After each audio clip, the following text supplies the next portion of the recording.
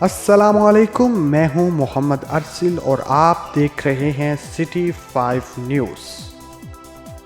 और कोरोना का जिन बेकाबू, कोरोना वायरस से हिफाजती इक़दाम की पेश नज़र हुकूमती ऐलान के खिलाफ वर्जी करने पर 40 मैरिज हॉल, मार्किज़, 40 सरकारी और निजी तालीमी इदारे जबकि 3 मदरसों के खिलाफ असिस्टेंट कमिश्नर वज़ीराबाद वक़ार हुसैन का एक्शन। तालीमी इदारों में बच्चों को छुट्टी देकर बारात और वलीमा जारी तकरीबात बंद करवा दी गई।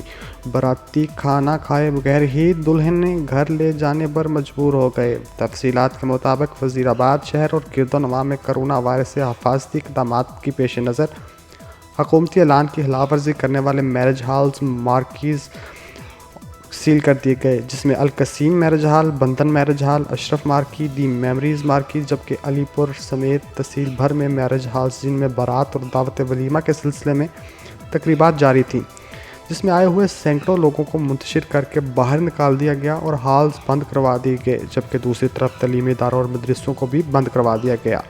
साजिद हुसैन भट्ट, रिपोर्ट करने का बहुत शुक्रिया। दीजिए मोहम्मद रसूल को इजाज़त, और ख़बरों से बाखबर रहने के लिए हमारा पेज ज़रूर लाइक करें। अल्लाह हाफिज़।